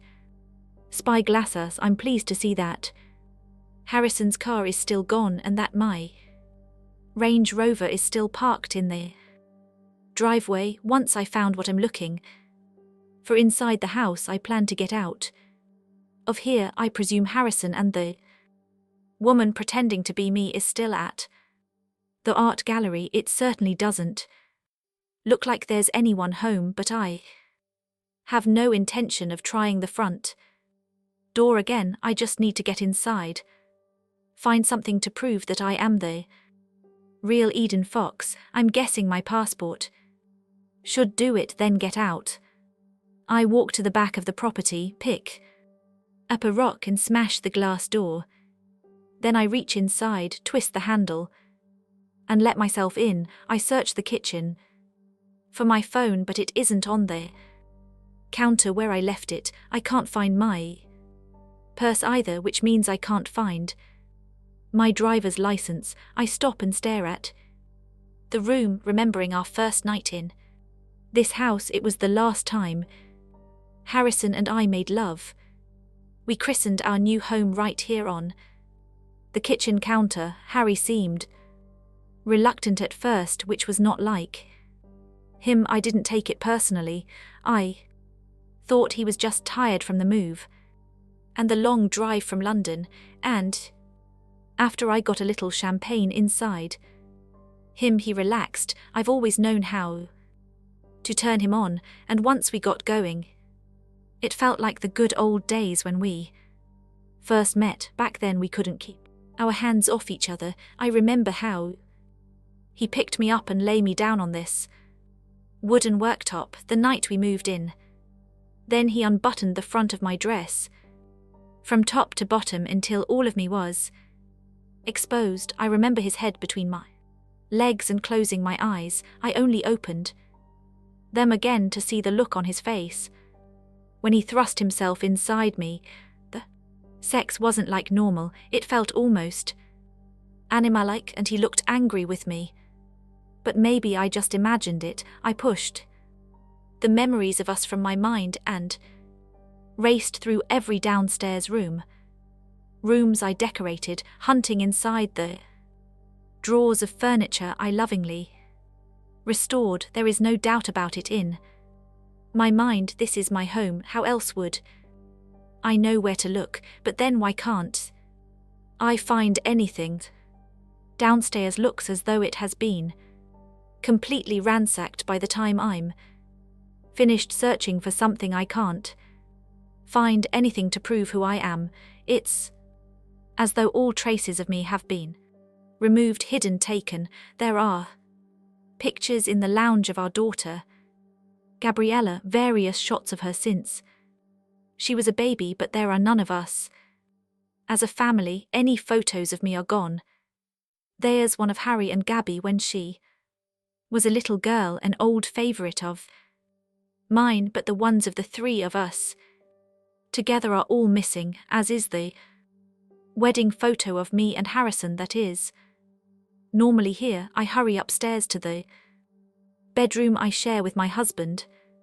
Everything looks exactly as it did before I went for my run. I open the wardrobe, pull out some jeans and a clean white t-shirt, and quickly get changed out of my dripping wet running gear. The jeans feel a bit loose around the waist, but I suppose I have lost weight recently. Then I grab a pretty cashmere sweater covered in stars I don't remember buying and put it in a bag with some other things I might need. Later I catch a glimpse of my reflection in the mirror on the bedroom wall, and I barely recognize the woman who stares back. No wonder the police officer was looking at me as though I might be crazy. I guess the house move, combined with countless sleepless nights worrying about why Harrison was being so distant, anxiety about the exhibition, guilt about my daughter, and weeks spent renovating this place have taken their Toll, I still look good, long blonde. Hair suits me, but I look tired, shadow of my former self, the version of me my husband fell in love with is long gone. I search inside the drawer in the bedroom where I keep my passport, but it isn't there. My laptop is missing too. All traces of me seem to have been removed. I discover an old birthday card from Harrison to me with the words, "I love you to death," scrolled inside.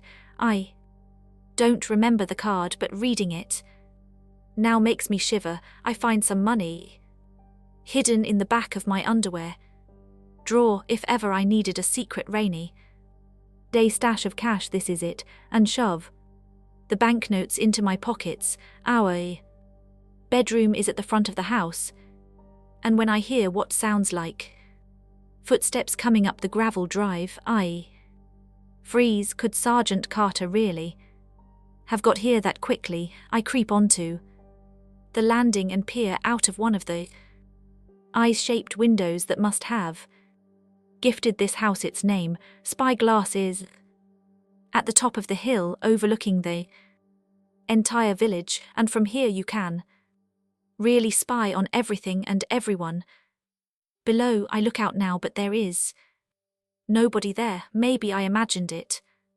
Either way, I'm sure someone will be here soon, and I need to hurry.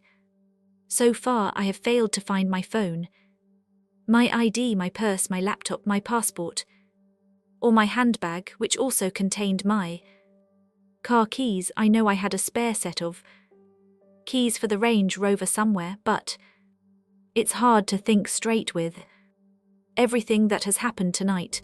I rush back into the main bedroom to search for them. If I can't find anything to prove who I am, then I need to get as far away from here as possible until I can come up with a plan.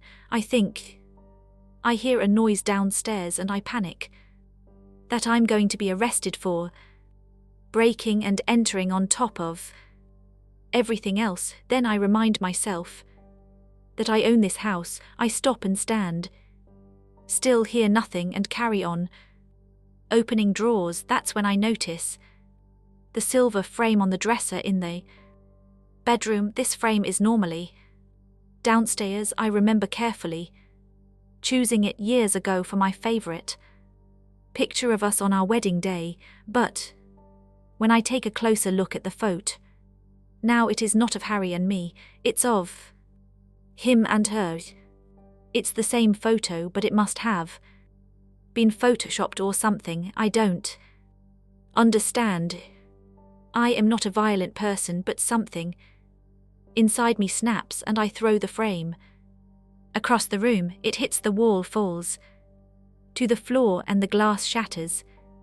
I keep opening drawers, pulling everything out of them, tossing it all onto the carpet, and I'm so happy when I find the spare set of car keys. I almost cry again. I know what to do now. I know where to go. I'm going to visit my daughter. Gabriella won't talk to me, but going there will help me prove who I am. I hurry out of the bedroom and along the landing. I hear the creak of a floorboard just as I'm about to head downstairs.